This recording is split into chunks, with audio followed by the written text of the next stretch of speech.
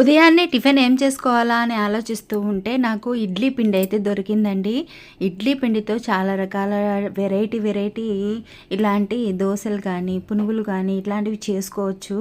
కాకపోతే నేను ఈరోజు కొత్తగా అయితే ట్రై చేశాను. చాలా సూపర్‌గా అయితే కుదిరింది. చాలా బావుంది టేస్ట్ అయితే. ఇందులోకి ఎటువంటి చట్నీలు కూడా అవసరం లేదు. కాకపోతే నేను కారం వేసుకొని కాస్త అద్దుకొని తిన్నాను. ఇందులోకైతే నేను కారము, ధనియాల పొడి, గరం మసాలా, కొంచెం పప్పుల పొడి కొట్టుకున్నాననమాట. ఉప్పేసి కొట్టుకున్నాను. తర్వాత ఇందులోకి ఎర్రగడ్డలు, అలాగే కరివేపాకు, కొత్తిమీర, పచ్చిమిర్చి ఇవన్నీ సన్నగా తరిగేసి పక్కన పెట్టుకున్నాను. తర్వాత ఒక నాన్ స్టిక్ ప్యాన్ అయితే గుంతగా ఉంటాయి కదా, మనం ఫ్రై చేసుకుంటాం కదా, ఆ ప్యాన్ తీసుకొని అందులోకి కాస్త నూనె ఎక్కువే పడుతుంది. ఎందుకంటే నూనె వేయడం వల్ల మనకు ఇడ్లీ పిండి అనేది కింద అతుక్కోకుండా నీట్గా వచ్చేస్తుందన్నమాట. మీరు తప్పకుండా ట్రై చేయండి. చాలా అంటే చాలా బాగుంది. పైన అయితే క్రిస్పీగా, లోపల సాఫ్ట్గా ఎంత టేస్ట్గా ఉందంటే నేను మాటల్లో అయితే చెప్పలేను. మామూలు దోశ కూడా ఇంత టేస్ట్గా ఉండదు, అంత బాగుందన్నమాట.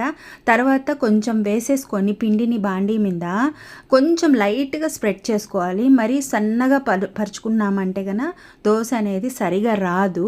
ఇది ఇడ్లీ పిండి కాబట్టి, అది కాకుండా రవ్వతో చేసిన ఇడ్లీ పిండి ఇది కాబట్టి మీరు ఇది అయితే గమనించగలరు. దీనిపైన ఎర్రగడ్డ ముక్కలు, పచ్చిమిర్చి, కరివేపాకు, కొత్తిమీర ఇవన్నీ స్ప్రెడ్ చేసుకున్న తర్వాత కొద్దిగా ధనియాల పొడి, గరం మసాలా, అలాగే కారం పొడి, పప్పుల పొడి ఇవన్నింటినీ చల్లుకొని పైన మూత పెట్టేసేసి మనం బాగా ఇది వేయించుకోవాలి. లో మంట మీద వేయించుకోవాలండి. లేకపోతే కన్నా కింద అడుగు అంటేస్తుంది. దీనికి మీరు దిబ్బ రొట్టెనని అయినైనా పేరు పెట్టుకోవచ్చు. దీనికి ఏం పేరు పెడతారో మీకే వదిలేస్తున్నాను. మీరే చెప్పండి దీనికి ఏం పేరు పెట్టాలనేది. నేనైతే దిబ్బ రొట్టె అని చెప్తున్నాను, కానీ దీనికి ఏం పేరు పెట్టచ్చో మీరే నాకు కమెంట్ చేయండి, ఓకేనా.